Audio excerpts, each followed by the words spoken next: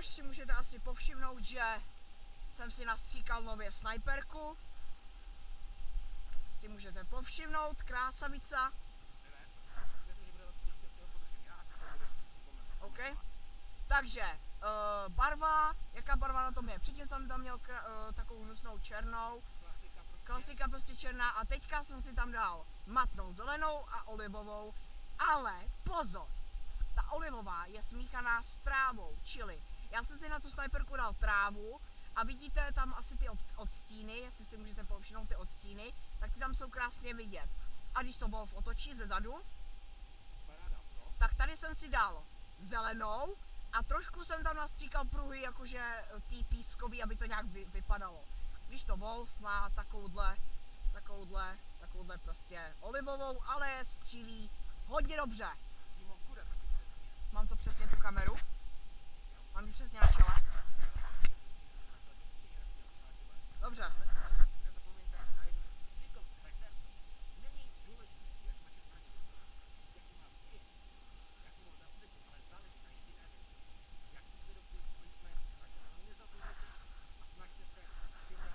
To je dobrá rada pro vás. A jinak ještě koupil jsem si tady novýho mazlíčka.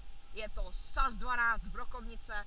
Nastříkal jsem si jenom zatím takhle tady tu stranu, jak si můžete povšimnout.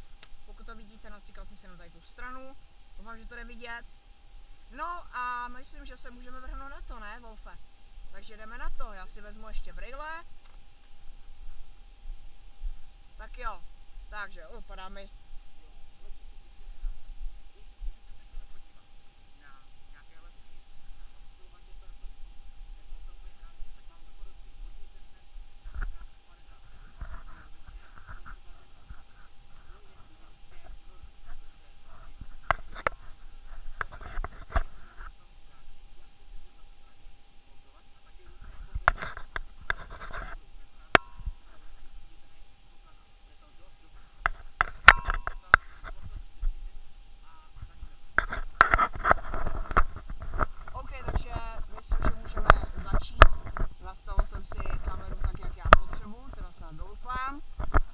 Doufám, že budeme natáčet díl jak 10 minut, pokud ne, tak se to zase nějak sestříhá a já to nějak povydám.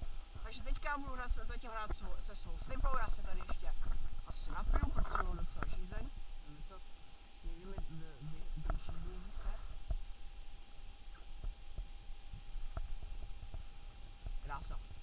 Nemám tomu obyčejnou vodu, mám to minerálku, čili četl jsem, že na Airsoft je dobrá obyčejná voda, ale i tohle to se počítá. Tak jo.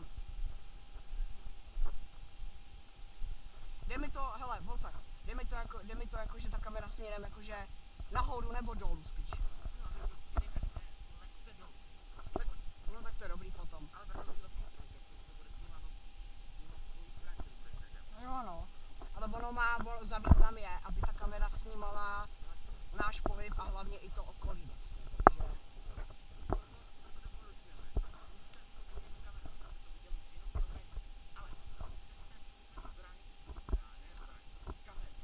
Na zbraň, ano, to jste asi viděli od Sila nebo od Norwiche, že vlastně oni si pořízili takový ty speciální kamery na to, na ty zbraně, že vlastně si tam přichytíte a může vám to vlastně snímat i ze zbraně ten výstřel, nebo třeba ten čák, jak teďka hraje, no asi hrál, ale nehraje, furt hraje, jo.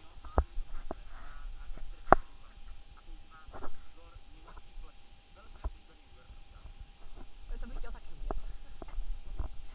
Ale ne, že bych chtěl umět tak co, vyjmenovat to jak dobře, tak ty.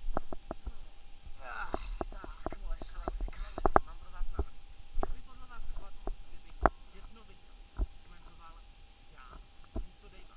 Zkuste, napište tady ten dokumentář. Ano, jestli chcete, abych zkusil já kamerovat, já natáčet a mluvit do toho. A Dave bylo klasicky jenom takzvaně cíl. Já dělám si 20 ranů. Já jsem ready na tebe připravený, ty vole, úplně topička.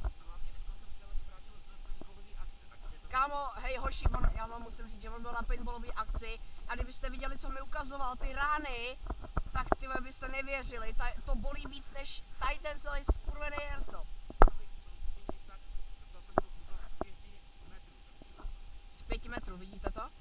A vemte si, že když nemáte ochranu, tak jak to štípe. To štípe víc než airsoft.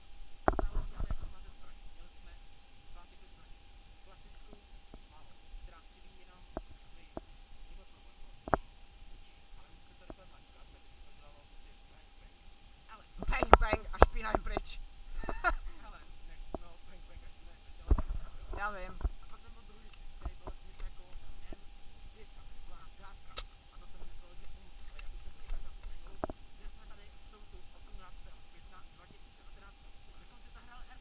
Jak si můžete povšimnout, svítí mi tady sluníčko úplně do ksichtu. Dneska je krásný počasí, pokud se podíváte. Jo, tak vidíte, že dneska jsme si vybrali ten nejvhodnější den. Ne, ani není vítr. Tak jo, ale ty jdeš dolů, já budu tady.